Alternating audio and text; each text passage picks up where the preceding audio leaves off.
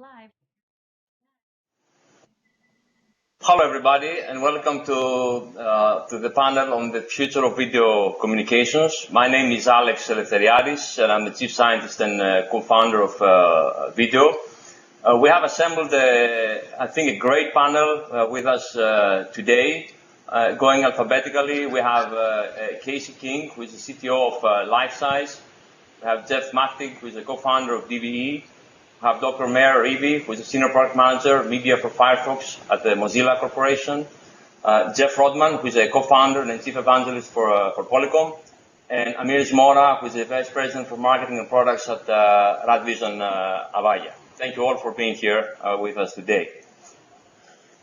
So this is a difficult task to sort of predict the future, and as always, the best way maybe to predict the future is to look at the past. So what I like to do is remind people where we sort of started. And most of you are probably not old enough to remember the days when computing meant this machine, a DEC VAX, circa 1977, which was running at about 0.5 MIPS. And actually, you get all these closets here are components that are, disk drives, tape drives, printers, and a CRT terminal.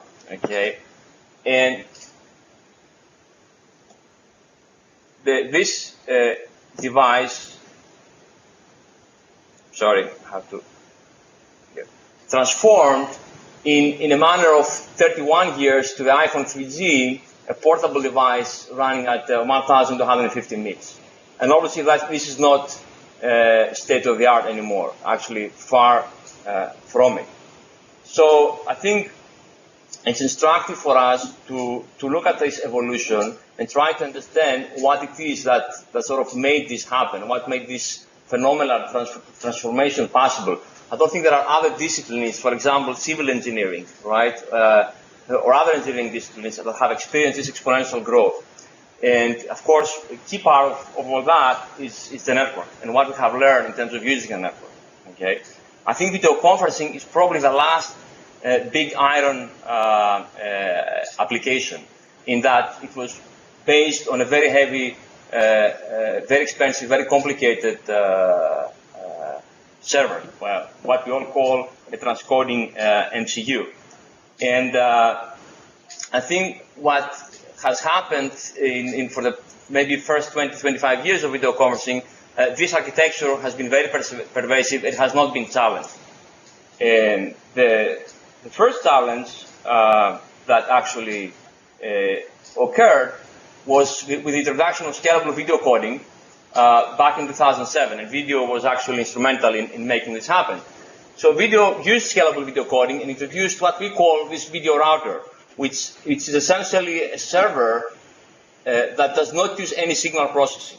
So as a result, from a single 1U device, you can serve hundreds of high-definition ports. You get significant performance benefits. For example, you don't have latency, which is associated with transcoding. You don't have the quality loss that is associated with transcoding. You get native rate matching, resolution matching, and you also get, as a side benefit, also error localization, which is extremely important. So you're transforming with this type of an approach, this big iron application, to something which looks very similar to other types of network applications. In other words, a web server or a database server. Okay. Previously, the cost of a video conferencing server would be orders of magnitude higher than any other type of application that would run on the network. Okay. Now, if you do that, now you are able to serve all different types of products. So here, for example, the range of products that Vidyo offers, and you start from the big, what we call video panorama system, which here is shown with 9 different screens that are all participating in a single, session. And of course, all sorts of different types of desktops, the iMac, tablets like the iPad, and of course, handheld devices like the iPhone. Okay, and all that is available today.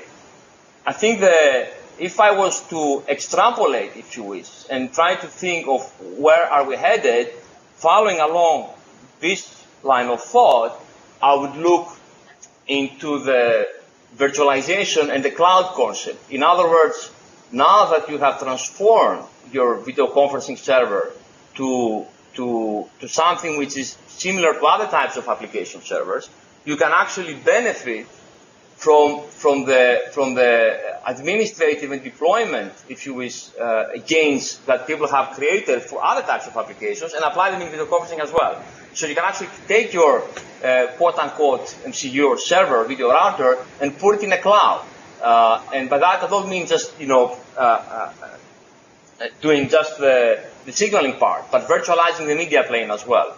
So with that, you will get your video to be a first-class citizen in whatever happens in the IT infrastructure that occurs today. In other words, all the improvements that we will experience in IT today and going forward now can be applied to video conferencing. So video conferencing finally became just yet another IT application.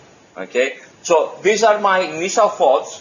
And with that, as a sort of like a preamble, if you wish, of a skewed perspective, but at least one perspective of where things may be headed, let me pass on the baton to Casey King, again, who's the CTO of LifeSize. Casey. Thanks, Alex. Alex and I get the pleasure to work together in some industry forums, and it's nice to see him as well as a lot of the other colleagues on the panel. So thanks a lot to IMTC. It's I don't have any slides, but I'll talk for a few minutes, a little bit about LifeSize, a little bit about where we see the trends going. I used to work at Apple for 12 years, and there was a guy there that, a guy named Alan Kay, a researcher, and I always like to use one of the things he said, which was, if you want to predict the future, then you invent the future. And that's what I feel like we've really attempted to do in the 9 years that I've been at LifeSize. So it's we really pushed the industry to move to high definition in 2005. We've been as an engineer, I think that success is defined by the ability to do it again. A project again, and we've certainly been the benefit of that at LifeSize, of being able to do lots of codec appliances, extend our reach into infrastructure, do some very innovative things around recording and streaming and bridging and whatnot. So definitely, I'm a believer of, if you want to predict the future, invent it. Now, I will also say that I believe that the time horizons that go out 10 years, 5 years even, is very challenging, and the example I would use for that one is, this device, which Alex, referenced in his presentation, this device did not even exist 5 years ago, and when you look at the phenomenal success of smartphones, and you look at even the more phenomenal uptake rate on iPads, and there is one tablet device. It's the iOS, iPad. Today that may change in the future. A lot of people are trying to make their dent in it, in that part of the segment. But when we started the company at LifeSize, we had no idea at all that we were going to want to bring video calling to this particular device. It didn't even exist. I've got a lot of gray hair, and I've had the opportunity to work with a lot of great people, and the time in the video communication business, my last 9 years from now, you always talk about Moore's law being, processors will double in performance every 18 months, or the same level of performance will get cut in half in cost. But usually, and I've spent a lot of time in microprocessor design before, and usually you think of Moore's law as happening, at the processor, at the chip level. And what's happened inside video communications is it's really been happening at the systemic level, at the box level. It's, we did a 720p 30 box in December of 2005, and 3 years later we did a 1080p 30, 720p 60 box, where the system performance has been improving at a rate that's just been unbelievable. And I usually talk, or last year I talked a lot about change. Change in the mobility platforms, changes Is software eating the world? Are we really moving to this place that's away from purpose-built hardware, towards something that can be completely virtualized? And then with the analogy of burning platforms, we all look at this space that's been around for, this is not a new space. I mean, when I was in the QuickTime team at Apple, we had a video conferencing version of QuickTime, 20 years ago, and certainly, Jeff can talk about the impact that Polycom has made to the industry. This is not new, but when you wake up one day and you go, are we under assault by desktop? Are we under assault by transformational, infrastructure types of deployments? What do you do with with this platform that you've built? How do you evolve into mobile and desktop computing? And are we really a legacy type of environment? It's I don't really like the word legacy. I don't really like the word cloud computing either, but it's a great marketing term. But there's nothing legacy about the codecs that are being, the codec appliances that are being deployed today. And I mean, they're phenomenal devices, capable of 1080 P60 type video, multi streams, being able to ingest lots of different bit streams, composite them, scale them, do multi-display, multi-screen. I mean, it's just a fantastic time to be a technologist, in this space. The transcode, Alex made a point about transcoderless types of infrastructure, and one of the, and I'm sure we'll talk about this a little bit more, in the future, but I will say that the price of transcoding is plummeting. If I look at the subsystem that we did 7 years ago, 5 DSPs to encode a single channel of 720p 30 video, where the cost to us, our BOM cost was probably $500 to do that, maybe even more. In products that we introduced, a couple of years ago, the price of that particular subsystem had already dropped from $500 to less than $15, and you can definitely see a very, very short-term path where that cost of that transcoding goes down to less than $2. I mean, it's just an unbelievable rate of change in this business. If you like change, then you like this space. So I don't believe that transcoding MCUs are going to go away. I believe that soft MCUs will come in, and I believe that there's a space for transcoderless MCUs that all coexist together. At the end of the day, and I talked about this yesterday, and then I'll pass the baton on. But at the end of the day, I mean, as technologists, sometimes I think that we focus too much on the details, and I think we've moved past that in this space. I mean, where the underlying technologies are less important because they are very, very good, and there are a lot of different ways to solve the problem. And what our customers really want is they just want it to work. They want a level of simplicity that we have not been able to provide yet. And I believe that's a place that's going to be simplicity is going to be a big future direction. I do believe that this change in infrastructure is going to be a big future direction. I believe that codecs like H.265 and cloud computing are definitely a big direction. But at the end of the day, and the last one is, I believe that collaboration, that collaboration has been an area that will see a lot of change over the next 10 years. I mean, the way that we treat collaboration, the data channel will dramatically change to augment what a great experience that we have with video. But so those are just a few opening comments, and I'll pass it on to Alex to go to the next speaker. Thank you very much, Casey. Next up, and I think it's a good indication of what how fluid things are and how evolution works. It's Machtig. We have Maire Reavy, who is a senior product manager again for media for Firefox of the Mozilla Corporation. Okay, so a browser company in a video conferencing panel. Maire, all yours.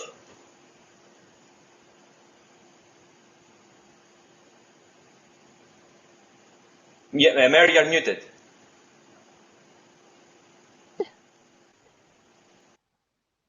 Now you're It's okay. telling me my microphone is on. Can you? Okay, good. Now you're It's great to be here.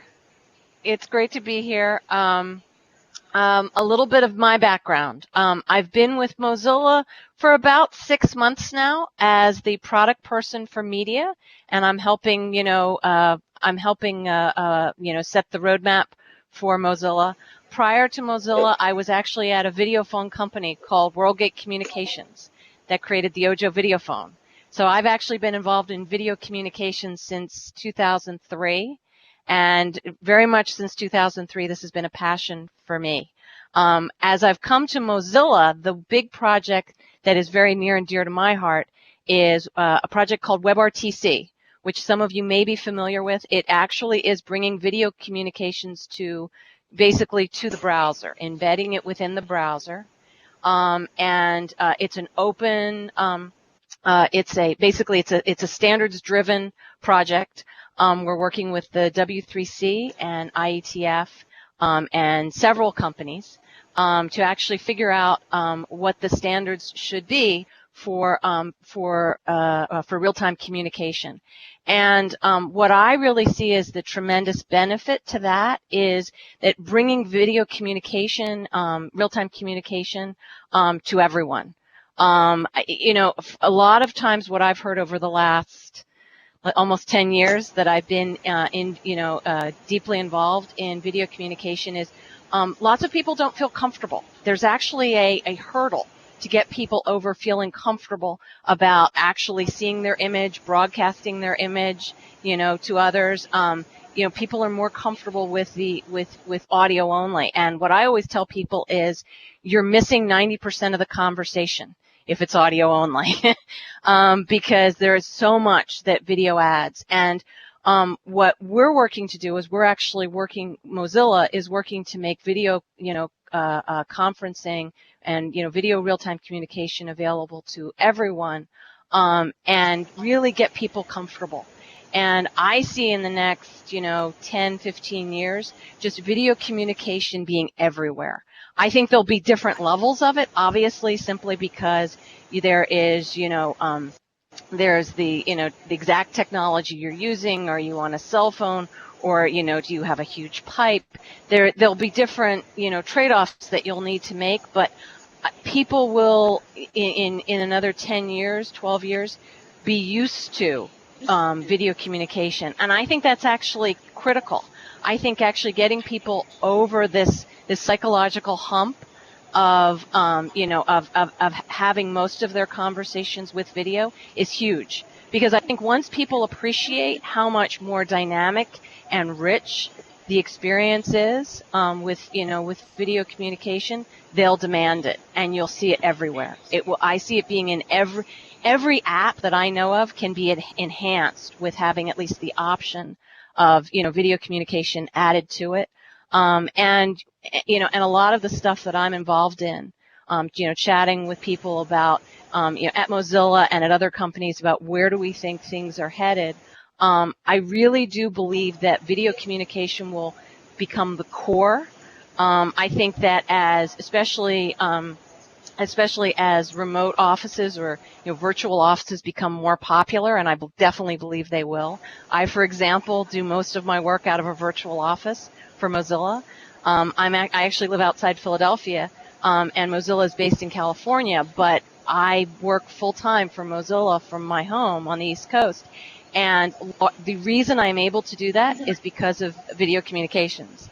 And it's something I feel really powerful about, very strong about. And I really see that, in another few years, my experience, will be that I'm actually in, what people can consider today to be a video call.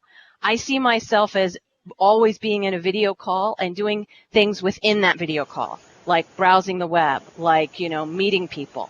I see people knocking on my virtual door and coming into my office, and I see that being the experience in which other things happen.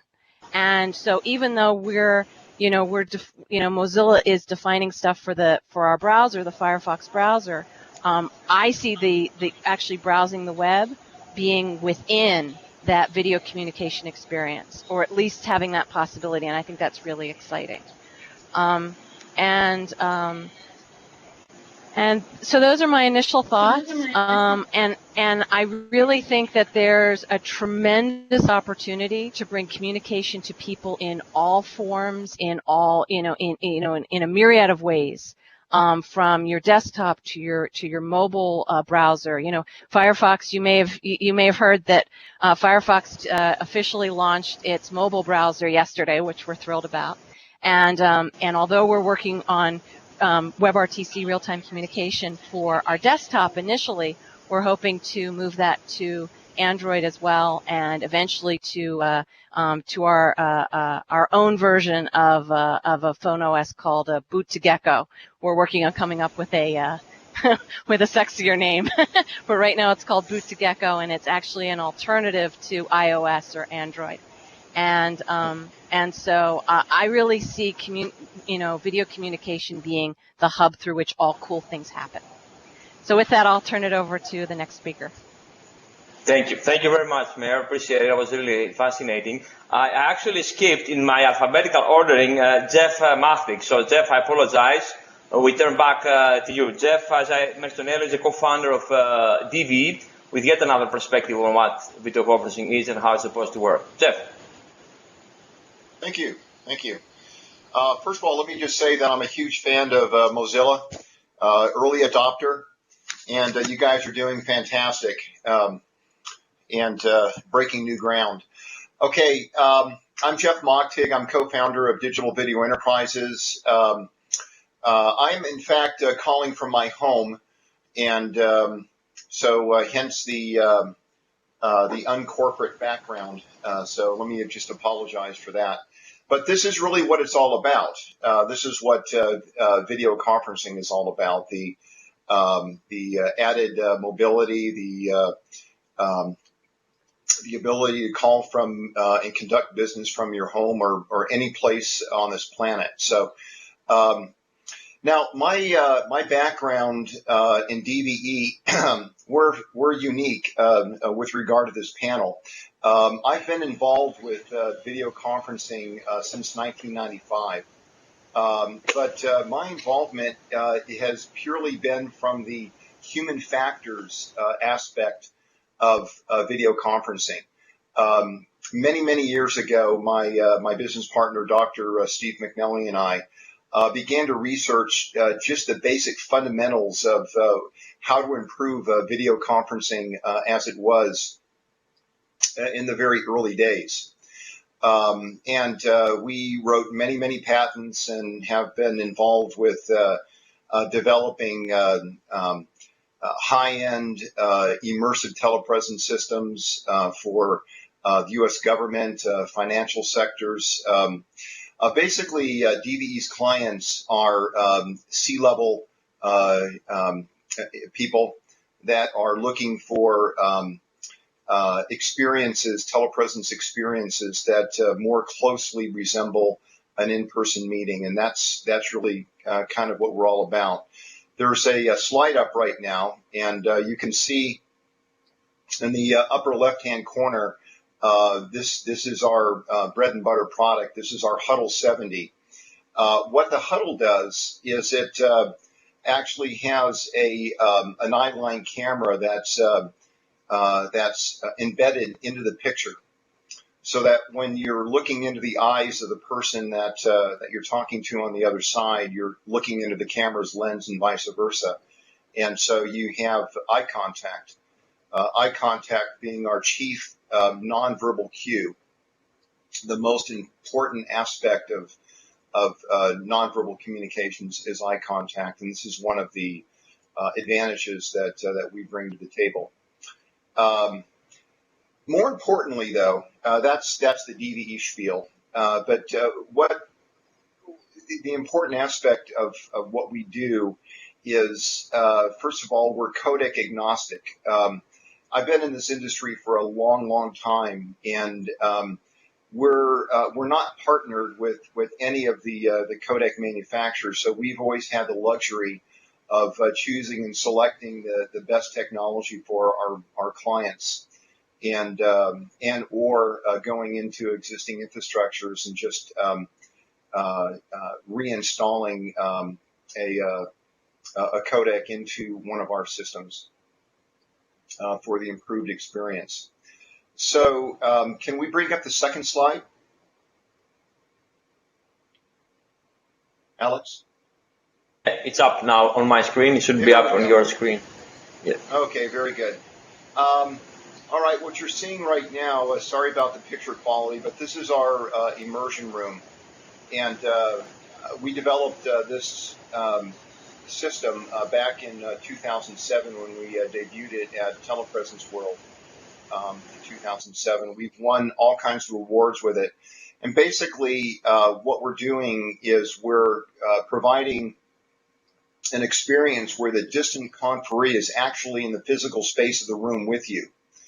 And if that isn't impressive, this virtual person who's walking around in the room can actually interact with three-dimensional objects that are floating right next to this person.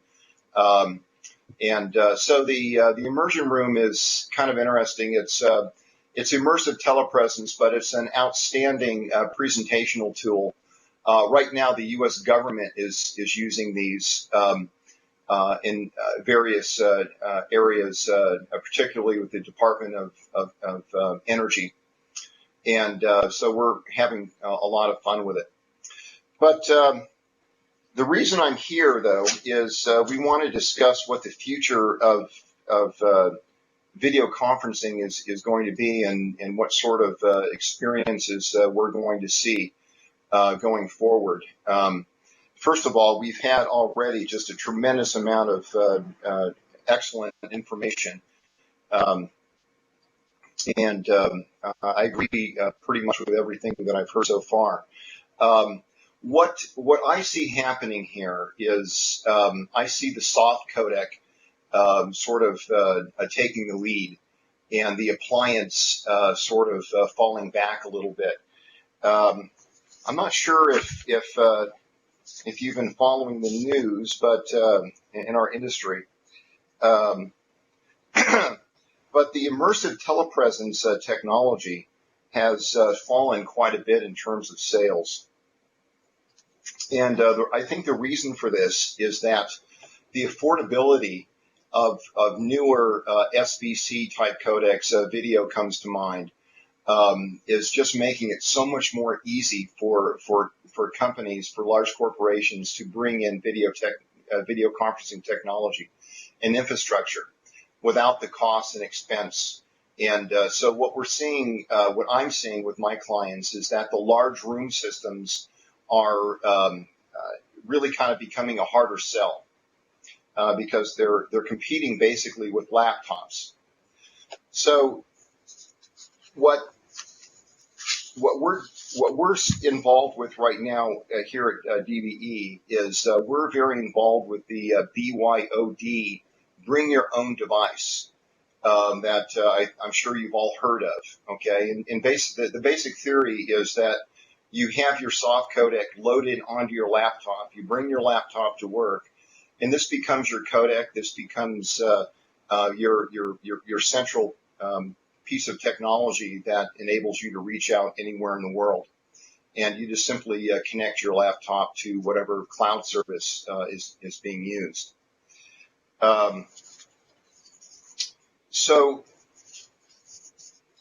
my background is, for the most part, the human factors aspects of video conferencing, telepresence. To date, I've got 25 issued patents in the field, and so that's sort of the expertise that I bring to this panel. So without any further ado, I'm just going to hand the baton off to the next speaker. Thank you very much, Jeff. I'm sure we'll have plenty to talk actually about human factors. But now let's go to where it all began. Jeff Rodman, co-founder Polycom. Jeff. Thanks, Alex. Well, this is an interesting discussion. There's some great points that people are making. I'm really enjoying just sitting and listening to all this wisdom. When Alex put this together, we're talking about what is video going to be in 2025, and the baseball player Yogi Berra is known for making interesting statements in his time, but the one that this brought to mind most vividly is when he said making predictions is fraught with difficulties, especially about the future. We're living in a world where in I think it was 2006, people were laughing at the concept of little Apple computer company coming out with a cell phone and competing with the giants of Nokia and Motorola. And we've seen in the 6 years since then how that industry has been so transformed. Here we are in 2012, and we're looking at what's going to happen in over twice that long from now, in 2025. So it's going to be an interesting set of predictions to see where we're going. But I think there are some general trends. There's some general truths that I think have been available or have been really trends to this point, and are going to continue to be so, that we can learn from, we can extrapolate from. Myself, maybe I'll start here. I'm Jeff Rodman. I was founder of Polycom. Prior to that, I was on the launch crew of PictureTel. And what PictureTel did was really the pivot point for the entire science and industry of video communications, because that was the first commercially viable transform coded motion compensated video codec that was ever available. And what that meant was that video compression, high quality video compression, suddenly became available with compression ratios on the order of 500, 1,000, 2,000, heading toward 5,000 and higher, just by applying, basically doing a trade-off between very complex algorithms and applying that to be able to squeeze video much farther than we can. You can squeeze video much farther than you can squeeze audio even today. So I think that the ability of video compression is really, and as that's become an open standard, an open set of techniques, has really been a driver to the industry. Polycom is currently, of course, a leader in the video communications area, video and audio communications, and really overall live human communications of all sorts. Polycom is putting a lot of effort in what we see are the major trends toward more software-intensive solutions, as well as moving toward the cloud. But I think what I would like to talk about is less of what Polycom is doing and a little more of where I think the world is going to be going through this next decade. Obviously, we're putting a lot of attention into this in the directions that we're going. But let's just look at where people are going to be communicating and why they're going to be doing that.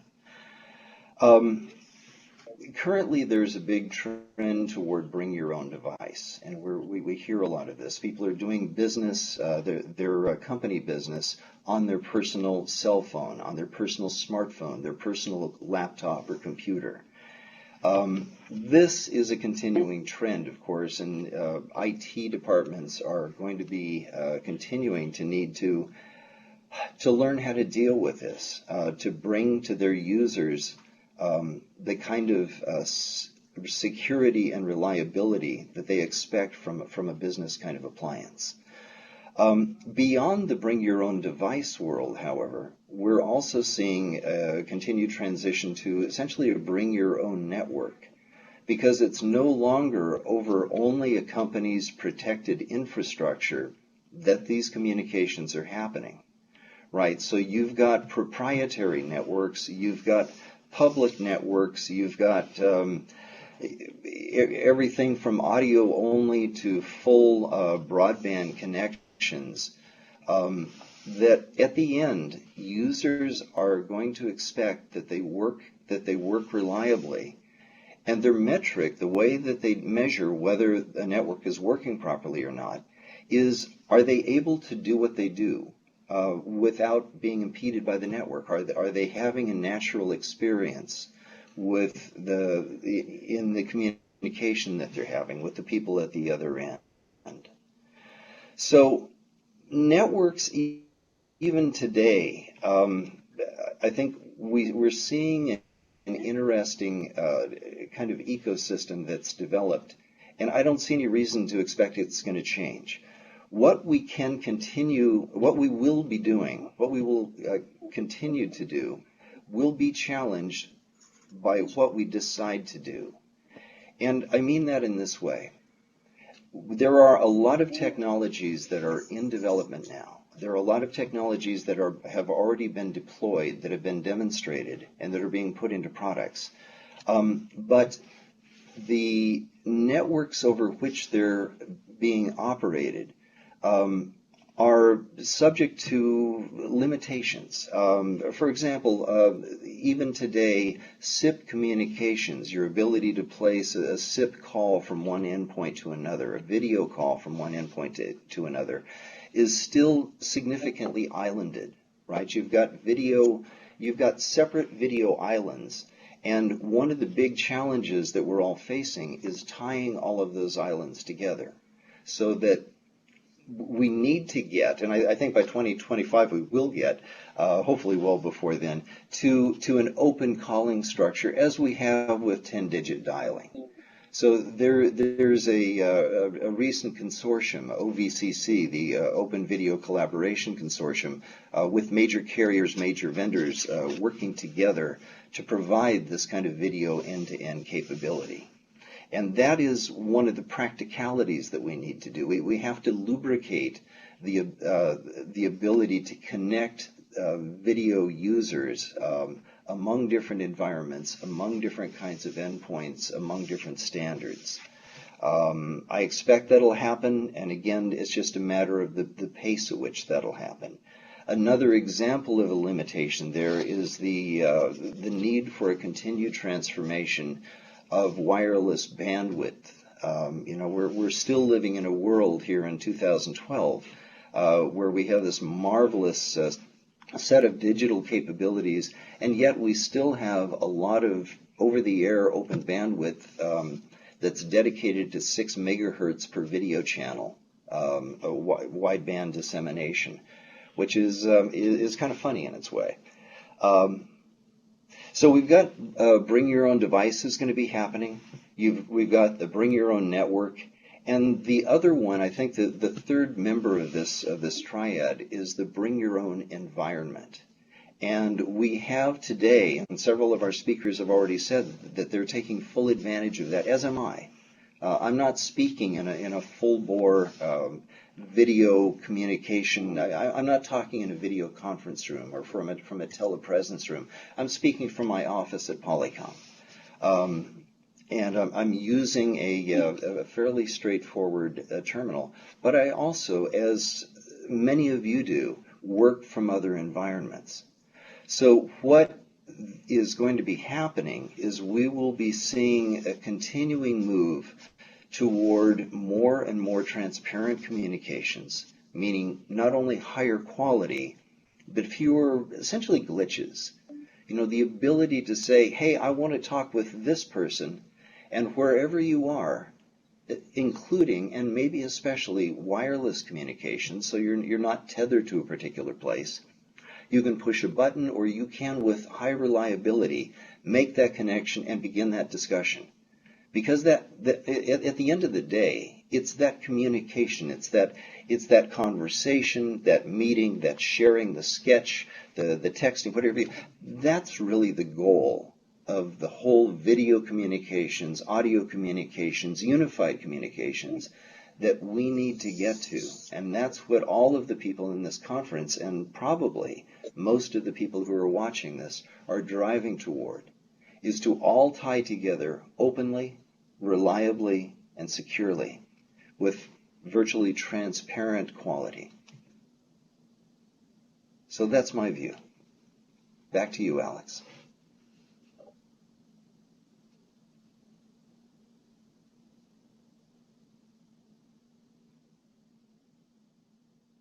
The sound of silence. Jeff, the last one to give an initial position statement is Amir Zmora, who is Vice President Marketing and Products for Radvision. Amir? Thank you. I will start my presentation.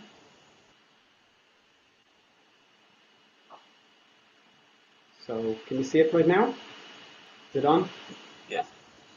Okay, great. So, maybe just a few words before I get to the slides about Radvision, which today is an Avaya company. I'm not going to present Avaya because I think people know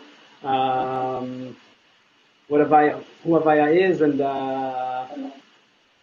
I'm not sure that I'm even in a position today to present Avaya due to the acquisition that happened just now.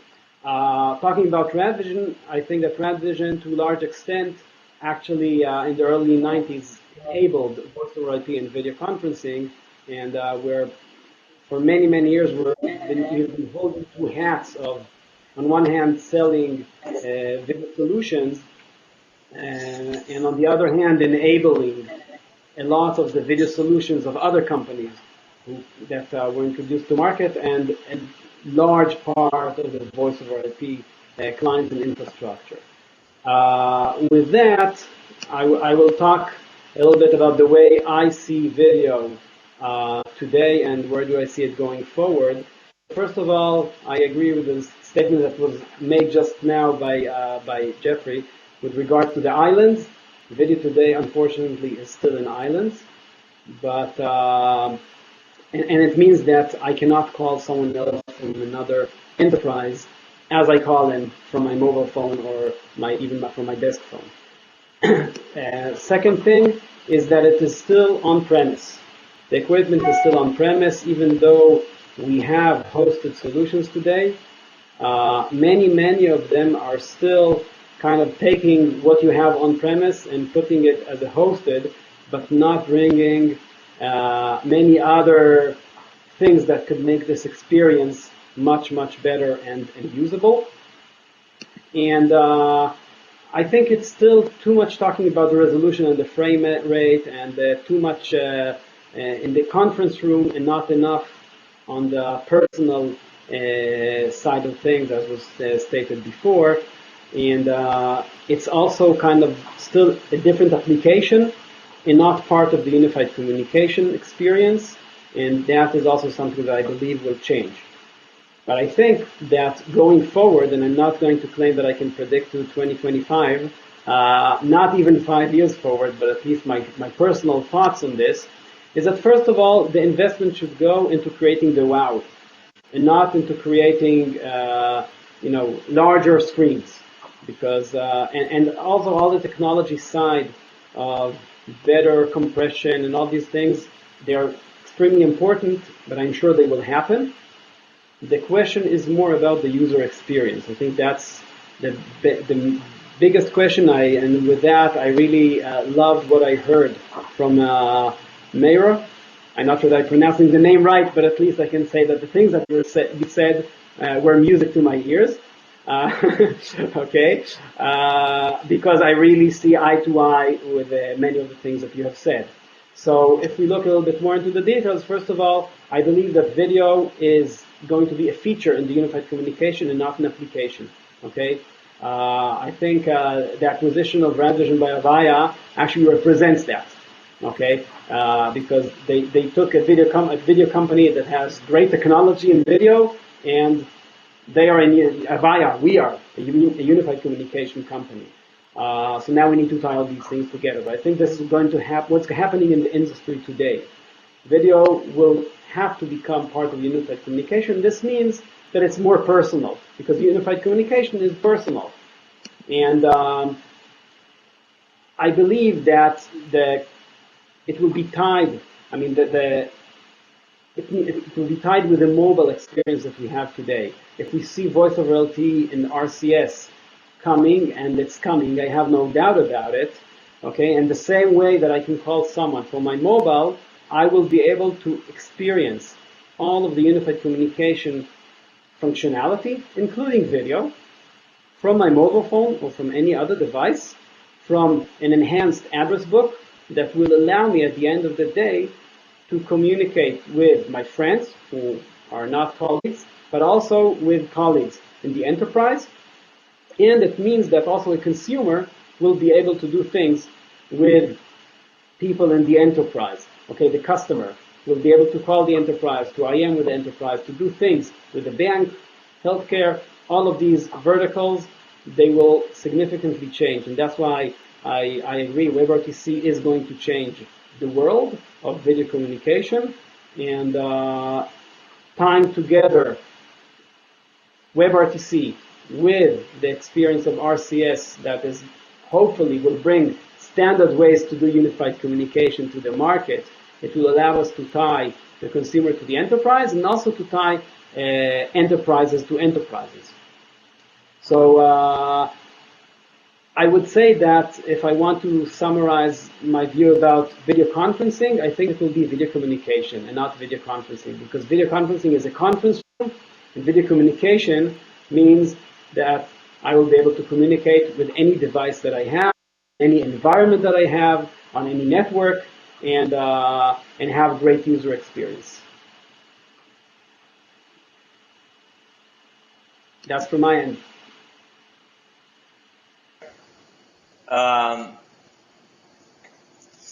As a segue, maybe to discussing a little bit of the issues you guys raised, and I actually made several notes, and we have actually a couple of questions coming in to the chat, which I'll bring them on in shortly. But I wanted to make maybe a few remarks, and maybe facilitate our discussion further. One is sort of like the web server analogy that I like to make, and that is the following. Imagine how the web would be if the web server had to render HTML pages, right? The fact that your browser is the one who is doing the rendering allows the web server to be a very scalable piece of hardware, right? It can support thousands of users and do so very effectively. So thinking, through 2025, thinking through ubiquitous video, the question in my mind is, how do you technically accomplish scale? In other words, what is it inherently in today's architectures or yesterday's architectures that stands in the way of you just jumping in, right, and making it available en masse? So one issue, to me at least, would be that, the ability to scale on the server side. And I think, Casey was absolutely right that the cost of transcoding certainly goes down, but it's never going to be zero. So that, to me, is an issue, okay? Now, the fact of the matter is that it is low, and it makes absolute sense to have all sorts of different devices, very high-end, high-quality room systems, right? They look good, they work well, and they fit the room environment, and these will coexist with sort of the laptop and the portable and bring your own device type of systems, okay? So there's no reason that one, will completely cease to exist in favor of the other. But I think the scalability issue is an important one. Maybe people can speak to that effect. But I also think the user experience and thinking along the lines of something like WebRTC, and thinking along the lines of codecs. I think there is this presumption that video communication is just about the codec, and this is actually far from being true.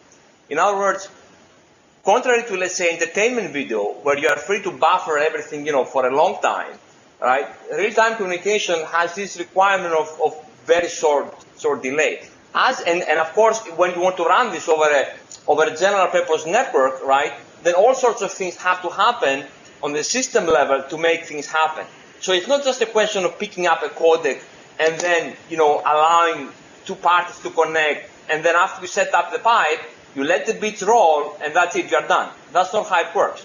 So one question, thinking through the user experience and how you would actually take that experience in implementing something as quote-unquote simple as WebRTC, is whether or not all the painstaking designs and, sort of cross-layer design features between network codec and what have you that may exist in commercial systems, how would you be able to duplicate that on a sort of like a completely wide open WebRTC where the only thing prescribed may be just, the codec.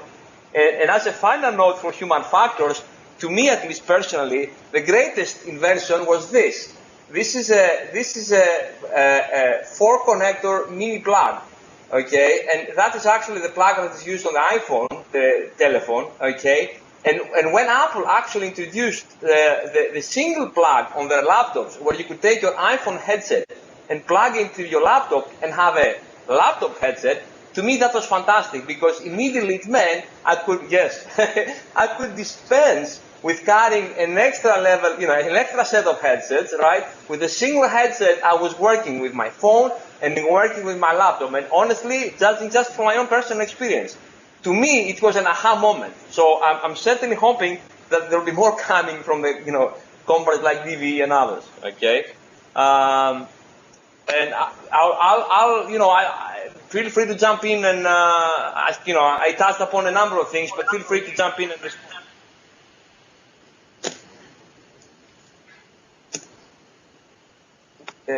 Maybe, Maire, I can put you on the spot about WebRTC. In other words, is it possible that the belief in the future of WebRTC may rely on oversimplifying what it really takes to make high quality, good quality video work over an IP connection? Well, I think that the approach for WebRTC is to actually the whole idea is to make it very, very easy for web developers and apps developers to make use of real-time communication and spread it wide. What it's relying on is it's actually relying on a lot of hard work from the folks at Global IP Sound, which I'm sure you guys have heard of. They were acquired by Google in 2010, and they've done some great work. And so what we're basically leveraging the many years of work that they did to make sure that that the basic infrastructure is there. We're also looking at WebRTC, and extending WebRTC to actually help fix the web itself.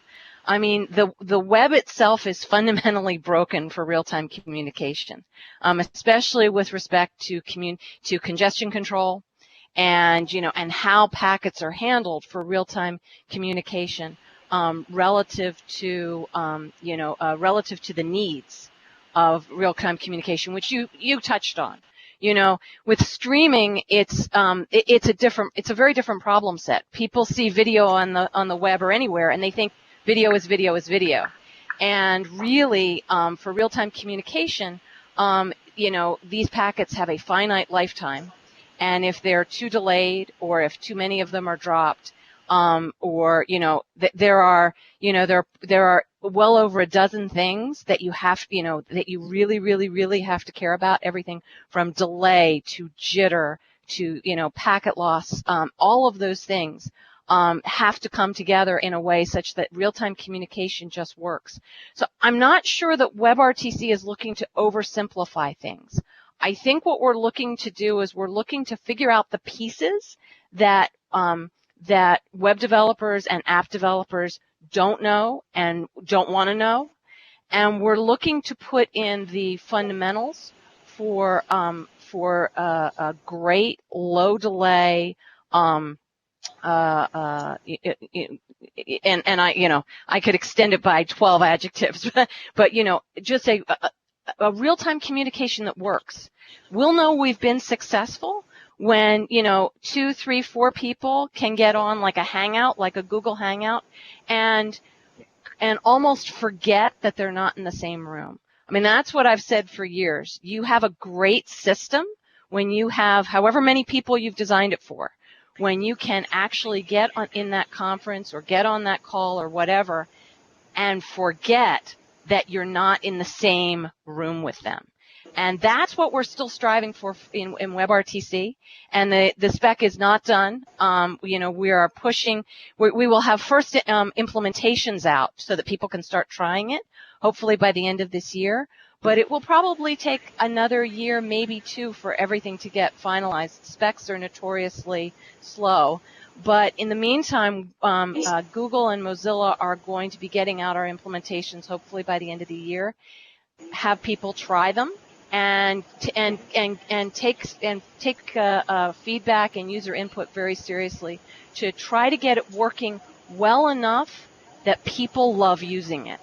My biggest complaint with every video communication system, including ones that I myself have designed, is, it's not really working until people forget they're using it. And that's going to be the goal of WebRTC, and I think that needs to be the goal of everyone who designs a video communication system. And I think when we get there, which I think is actually much closer than people realize. I'm not saying the people on this panel, but I'm saying the larger population. I think we're much closer to getting there than most realize. And once we get there, I think all of a sudden, video communication will take off. And one of the reasons I'm excited to be working at Mozilla is that, the Firefox browser is available to everyone. And we happily give it away to anyone who wants it. And it's a way of getting people very comfortable with video communications and using video communications. So I'm going to yield the floor because I worry about half duplexing anybody. No, it's okay. So that actually answers the question. We had the question from the audience: how will the browser change the statement that some people may feel uncomfortable using video?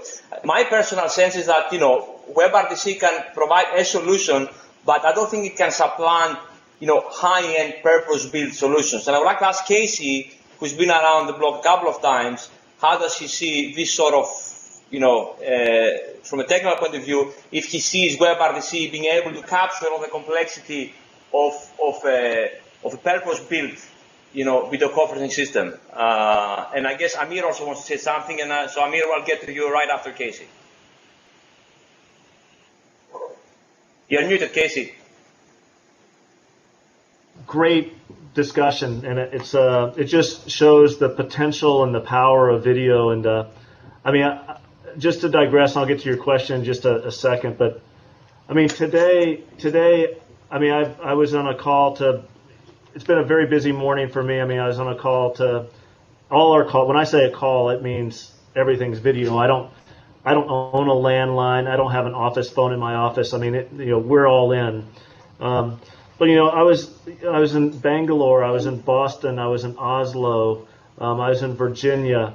And here we are in a virtual room where I don't know where all of you guys are. So it just it goes to we're all very passionate. I'd say 95% of our vision and our goals are probably in line. The devil's kind of in the details. But and when Maire talks about being able to lose yourself and almost forget that you're in, you forget that you're not in the same room with one another. When I'm on an enterprise purpose-built room system, and I'm sure Jeff would agree with this. If I swing over to my 40-inch display and how I do the majority of my video calls, it absolutely, you get lost in the moment.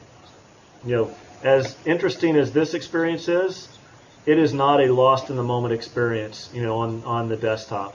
So there is a big leap of faith difference, where we are in 10 years from now. I would predict that the experience on whatever device you're on is going to be a much more. We always talk about trying to replicate human interaction, and I would expect that that's going to be much much closer, in 5 years than it is in 10 or where it is today. But there is no difference. There's no substitute for being able to see people, at life-size proportions, great video quality, great fluid motion, great lip sync, and the problems are very hard. I did, so I don't have great aspirations for WebRTC of being able to supplant that type of experience, but what it does do is it brings in a lot more people, into the conversation, which is a great thing for all of us. I think it was Jeff from DVE that was talking about, kind of a reduction in hard endpoints versus soft clients, and I think that what we're seeing is, we're certainly not seeing a reduction in those kind of volumes, and any analyst, we don't see any slowdown, in that side. But what you are seeing is you're going to see a continued explosion in the soft clients and clients that want to get in onto the conversation. And when you talk about, and we always talk about fan out of, and we have a lot of data, a lot of ways to measure all this because we have solutions in all of these areas, and we always think of fan out being 10 to 1. It's not that high. It's probably more in the, for enterprise customers that are paying customers, our customers. It's more in the probably 4 or 5 to 1 that are on desktops or mobile devices. But it's certainly both places are growing. The soft clients are growing faster, but it is definitely premature to put a knife in the gut of the hardware endpoints. They're going to grow nicely for quite a while, I think. But I wanted to talk about scalability a little bit, just to make my position clear on that is, a lot of times you kind of look, are we building solutions that are really addressing problems that we have today? And if you look at the enterprise video market, the one where it really is true, where you can lose yourself in the conversation, then the size of that market is still relatively small. It's in the hundreds of thousands of units per year. And if you take a 5 to 1 kind of fan out on desktop on soft clients, then you're really talking about 1 million, a couple million, of those and I'm talking about paying customers. So when you look at scale, there's just this continuum of solutions to solve these problems. At the highest level, if I'm on an and another thing I definitely believe is that in 10 years from now, we're going to be talking about codecs, a new generation of codecs. Just like H.264 has lived for 10 years, H.265 will supplant that sometime in the next decade. But there is a place where I want the highest quality, I want to get lost in the experience type of thing. And that does not mean it's a $300,000 telepresence room. But there is a set of equipment that is necessary. It doesn't matter if it's on-prem or whether it's hosted, but there is a set of equipment that is necessary to fulfill that type of desire. There's another attribute is, when I want to do a video call, it should never fail. It should be a dial tone like a phone. And that is not the case today, but it should be. And you can, that does not have to be the highest quality today. If the thing is that it just sucks about phone calls is narrowband audio codecs. Once you get used to a really wideband audio experience, you want it all the time, and when something goes back down to a narrowband audio codec, but that's okay as long as it never fails. I would rather have that than have something not fail. And then when you get to scale, when you get to the place where you need scale that is much larger than where we are today, and I am hopeful that happens in the next 5 or 10 years. There is another place for the things that we talk about with transcoderless types of infrastructure. All of these things can be deployed as virtualized machines, but the place where scale is important is when you get to an order of scale that it's really much, in my opinion, is much higher than where we are today. We aspire to get there, but it is not the problem that's not the problem that is limiting the growth of video communications, in my opinion. So there are lots of continuums of solutions that we have to bear on that problem. I think that the biggest problem that exists today is that when you go into a conference room, and my bias is toward enterprise and conference rooms. And I do believe that people still want to connect, and even they still want to gather together, in person. The biggest problem that you have when you get into a conference room is that you get into a place where you pick up a device and you are fearful of doing the wrong thing. You're fearful of adding a call. You're fearful of not starting the presentation correctly. You're fearful of dropping everyone. You just don't want to fail in front of all of your peers. And so it's unlike this, where we're in the comfort of our offices, and what I do you might not see, but in front of everyone, we need to make these solutions much, much, much easier to use. And I'll tell you that, at LifeSize, one of the best things that we've done recently is, our new, it's a new phone that we've done. That there are no physical buttons. It's all a capacitive, beautiful touchscreen.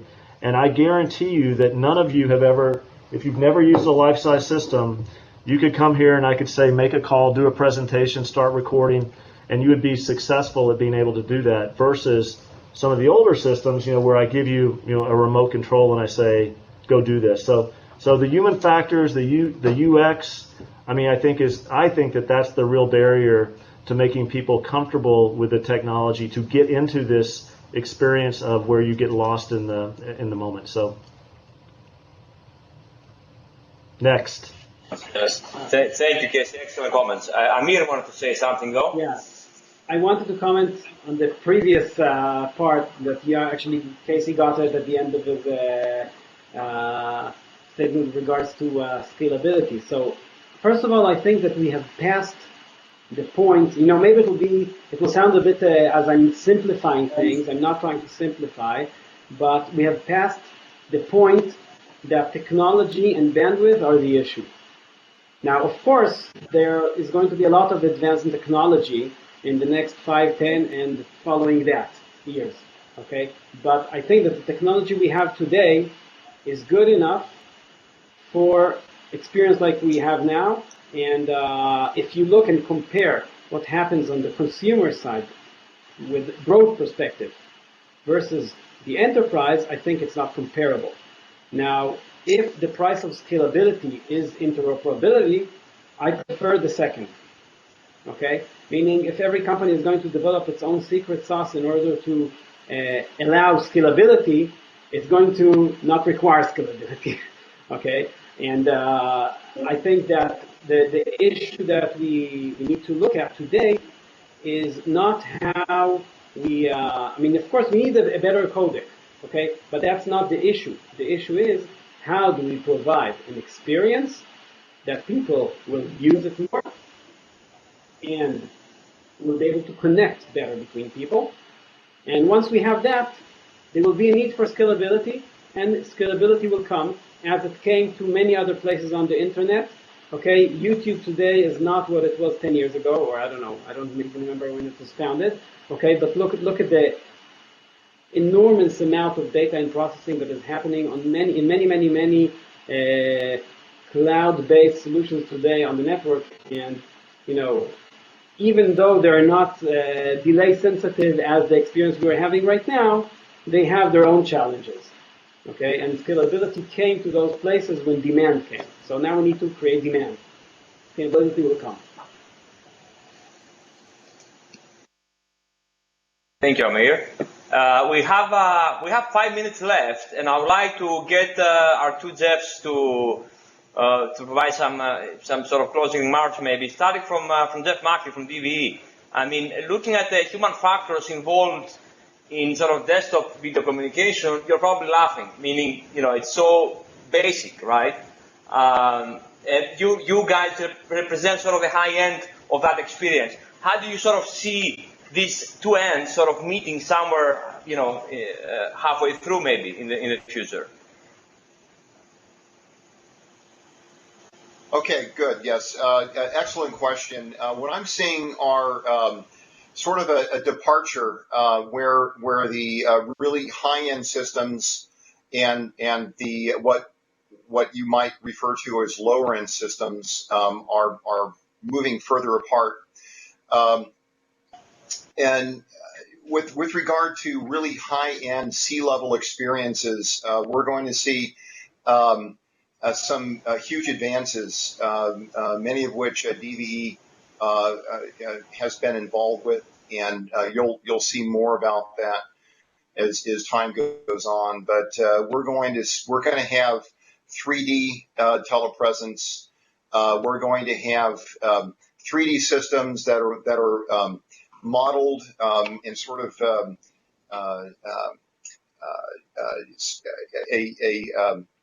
in part similar to what we're doing with the immersion room, if you're familiar with the immersion room. But the idea there is that we want to separate the conferee from the screen itself and actually put that conferee in the room with the local people. And that's where you have an experience where you truly forget that you're in an immersive telepresence meeting. You just begin to react in ways that you would with a real person just standing there presenting some information. On the other side of the coin, what we see are trends like with the Vidyo USB PTZ camera that just simply plugs into your computer. You have that along with a soft codec, and that really provides you with what I would regard to what I would regard as a business class system for relatively little in terms of money as it would compare to appliance systems that you could buy. So again, I believe that it's the soft codec that is going to take the lead in the next 2 to 3 years down the road. Okay. We only have 2 minutes. Quick question for, I guess, Jeffrey Rodman. Do you think Polycom will have a product to sell in 2025? Polycom has products now, we'll have products in 2025. I think the interesting thing about scaling is it's going to be happening. It's happening now in 2 ways. One is essentially almost exponential, which is the architectural changes that are being made with SVC, with H.265, with EBRTC. You implement one of these, you don't just add a linear number of users, you explode your potential user base. The other way that video scaling will continue to happen is through incremental changes, through better codecs, through wider network bandwidth, and so forth. I think the role of purpose-built endpoints is going to continue to be essential. They're going to change as needs change, as applications change, but you're going to continue to need your sports cars as well as your family sedan. But I think that the last point that I would make is that in 2025, as well as it now, we are living in a mixed world. We have multiple solutions that are working at the same time, that are being used by different users, and they must work together. And this is the ultimate requirement among all of us, that whatever solutions we're having, we need to ensure that our users, all of our users, can talk to one another regardless of the nature of a specific solution.